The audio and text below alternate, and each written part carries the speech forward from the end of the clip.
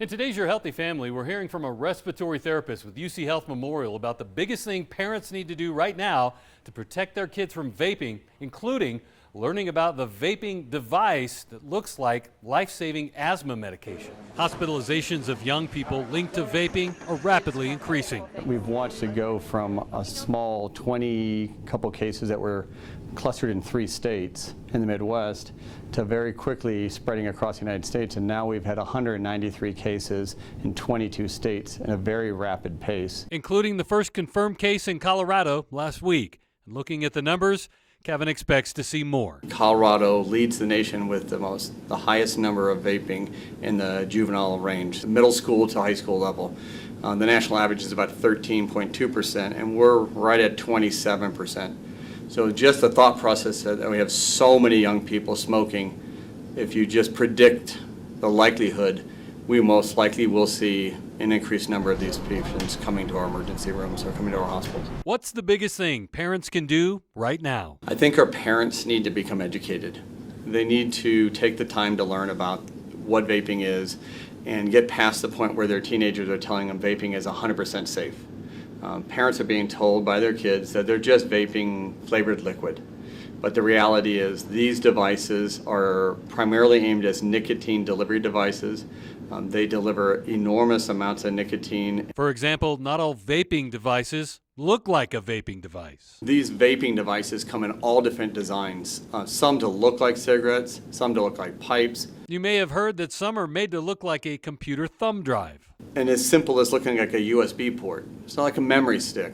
And now some are even made to look like life-saving medication. One that really alarms me, being a respiratory specialist, is they have a device out, a nicotine delivery device for vaping that looks exactly like this. Is a rescue inhaler for an asthma patient. And there's a company that makes a vaping device that looks exactly like this.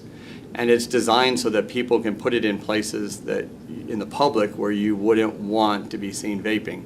So teenagers going into schools, they'd have this. Their teacher would think it's an inhaler for their asthma, when in fact it's a nicotine delivery device. Also, not all vaping devices produce those large plumes of white smoke. Frequently, teenagers are doing it right in the school bathrooms. The devices can either put out a huge cloud of vape, or they can be very discreet with a very small amount. So just depending on the device and what the individual is trying to achieve, they could really be doing this very frequently. They could spend hours a day vaping, and they're putting a tremendous amount of moist, sticky liquid, these flavored liquids inside their lungs, and our bodies are not designed for that.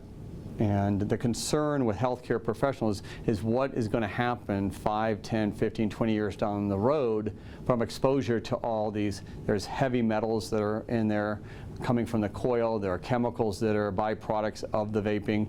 So what is going to happen to lung tissue over time? Kevin has a comprehensive presentation he's begun giving to other healthcare providers, and he's given it in Academy School District 20 on the many dangers of vaping, including another alarming trend on the rise involving simply having vaping liquid in the house. There's a risk of accidental ingestion of the liquid, and we're seeing it in children age 5 and under. He includes a story in his presentation where an adult mistook the vaping liquid for something else. A family member accidentally gave it to him thinking it was cold medicine, and it has a very large amount of nicotine and liquid, and immediately the child went into seizures and then went into cardiac arrest. So there's a risk that parents need to understand that if their teenager is vaping, that liquid may be somewhere in their house.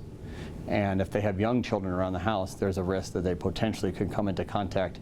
And it does not take a very large amount of that liquid in a young child to have tremendously adverse events. Kevin and his team want to give this presentation many more times, and it's free of charge. I would like to get out to every school district in southern Colorado if we can. I mean, Pueblo, Colorado Springs.